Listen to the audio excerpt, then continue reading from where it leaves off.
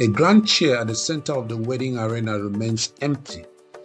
The groom's cap and staff are placed beside it, untouched. The elders exchange worried glances. The bride's mother, Ugomma, whispers in her daughter's ears. Ugomma, whereas in Ndubisi, the time is far spent. The elders are growing restless, and the drums grow cold.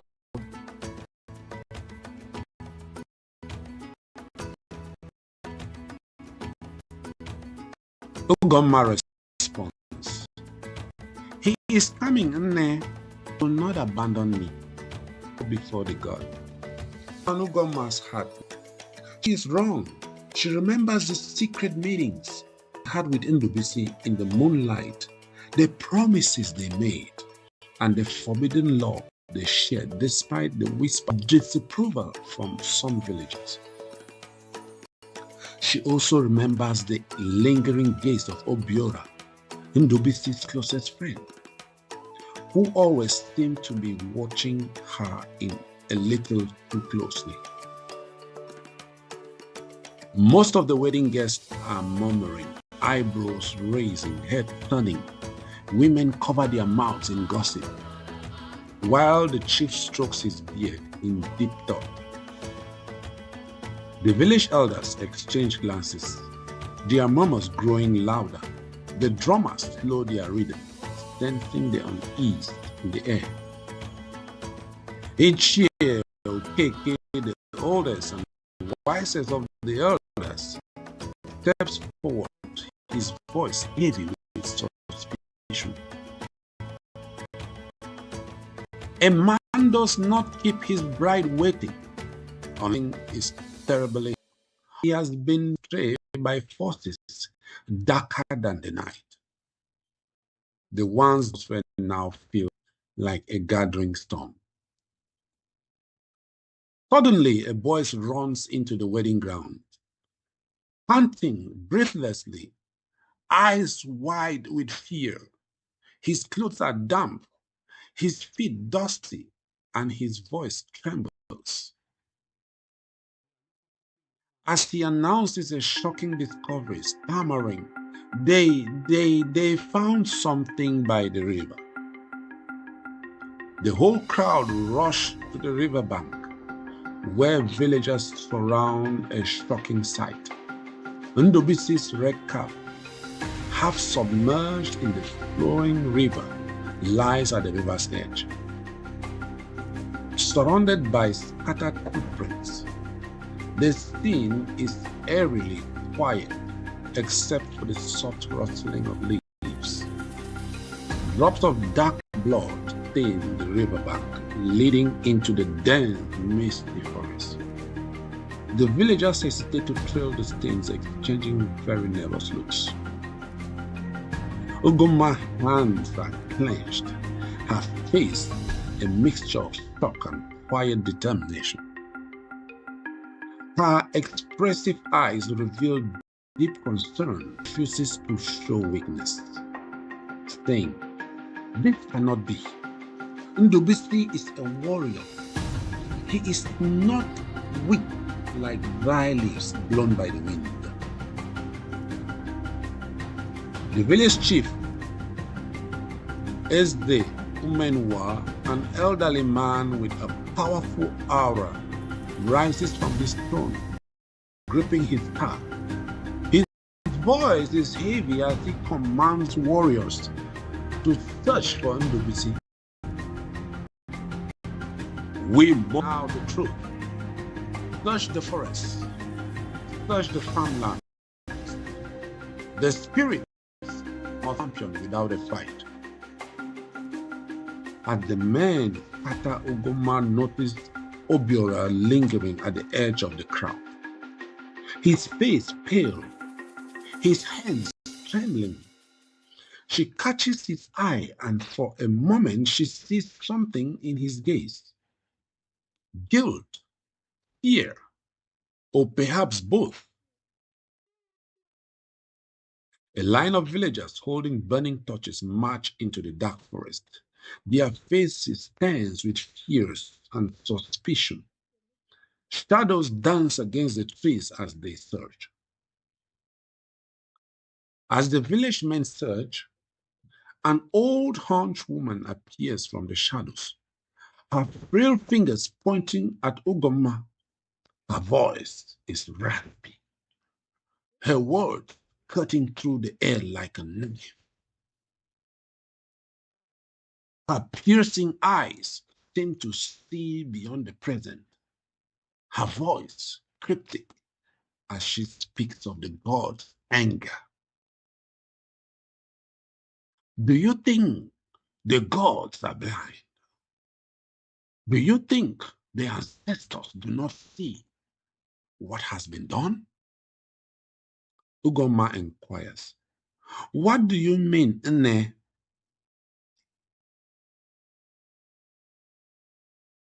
The river does not take a man without reason, and a wedding does not come without its price. You think you can hide your secrets, but the spirits know. They always know. Elders, warriors, and villagers sat around a roaring fire at the village square. Their faces flickered between orange and darkness as they listened to the old woman's words. Ugomma challenges fate as she steps forward, head high, eyes blazing. The gods do not punish love, she says boldly. Silencing the crowd, the old woman only chuckles in response.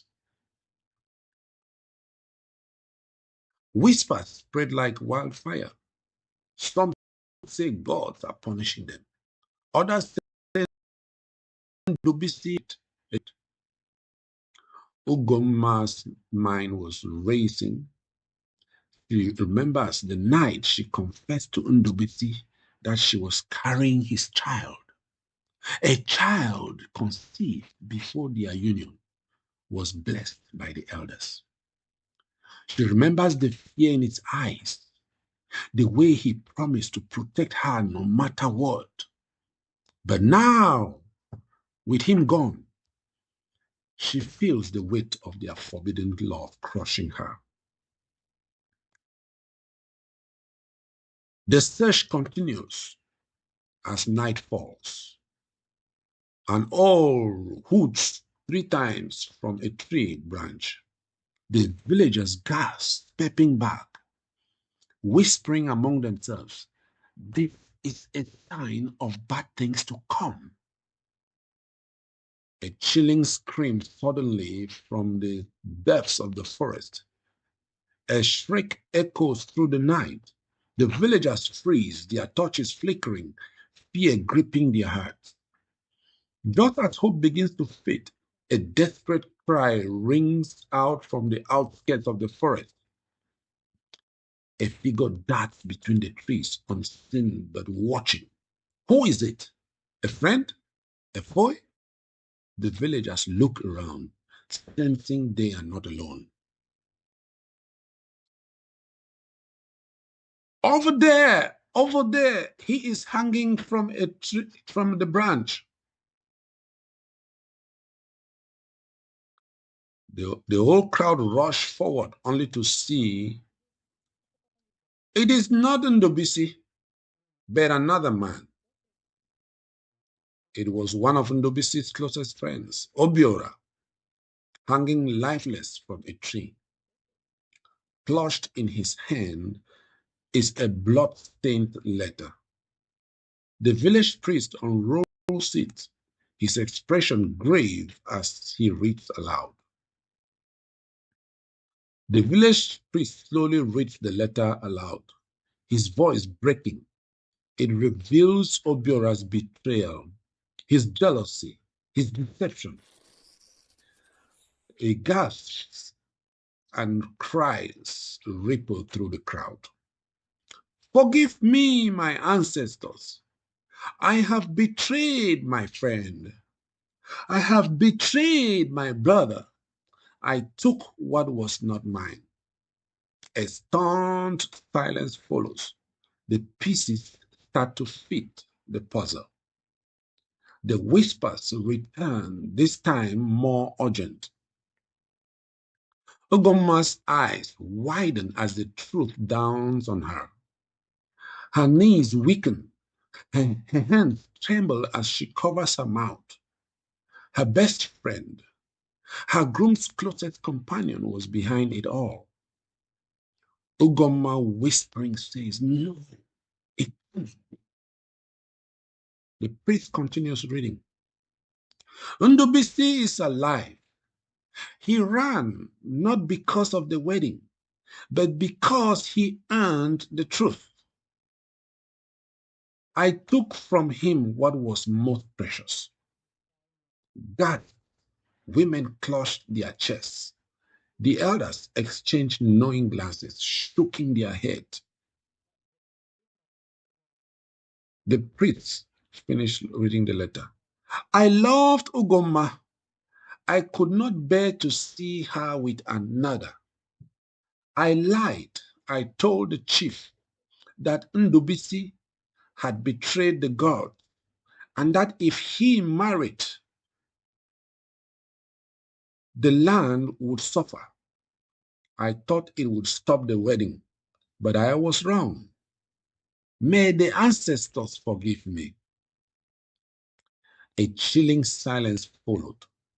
Ugomma grips her chest as realization strikes. The gods had not cursed Ndubisi. A jealous heart had.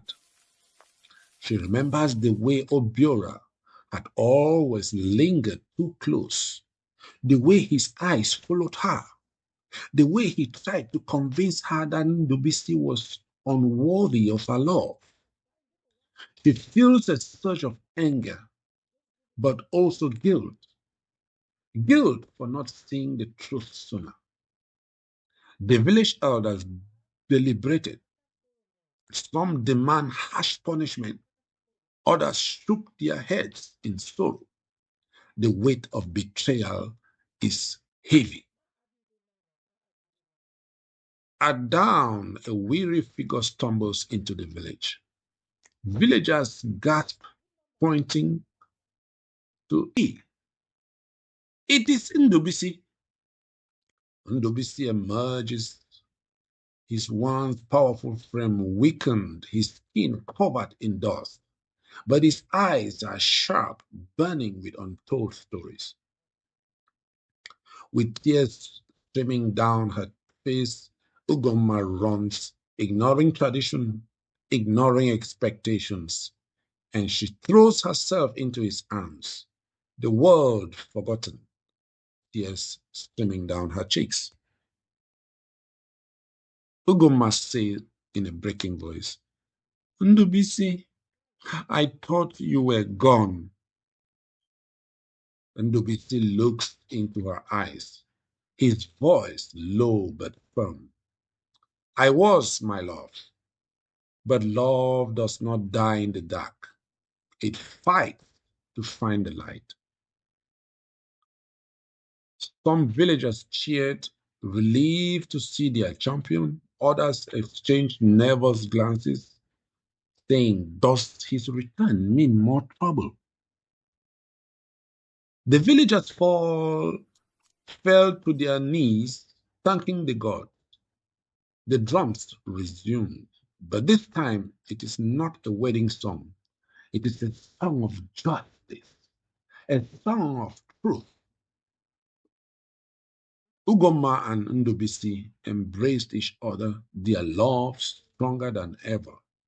But the scars of betrayal remained.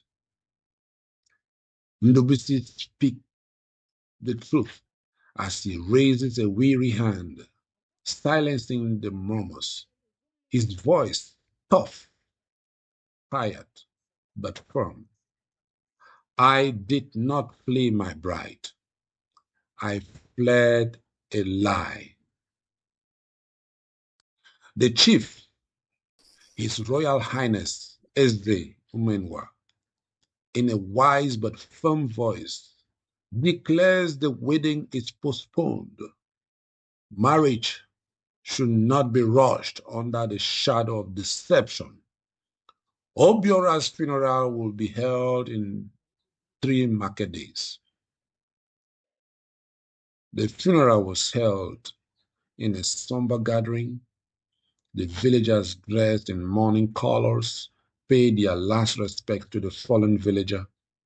His betrayal will not be forgotten, but his soul must be laid to rest. And Ndubisi, 3 days later, took a private moment away from the crowds. They walked through the woods and sat by the river. You fought for us, Ugomma said. And Ndubisi smiled. And I always will, my love. The whispering river at midnight is believed its current hums with unseen voices. The path is never truly buried. The winds carry whispers of betrayal and lost love. Rises over the land the next day, washing away the darkness of the night.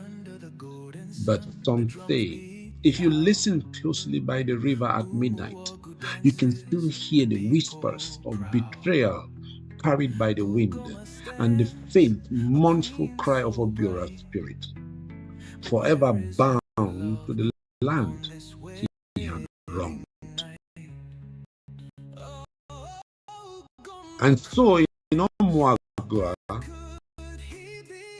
village, a wedding was postponed, a funeral was, and a missing his way back, right to his death. But the tale of love, betrayal, and forbidden secrets would echo through the generations. A reminder that even the strongest bonds whispers in the trees. A wedding, a funeral, a groom gone away. Dark secrets rise before the break of day. But the sun still rises, the truth will burn. Ndubisi returns with scars that yearn. His love still strong, his spirit bold. But love must wait as the elders told.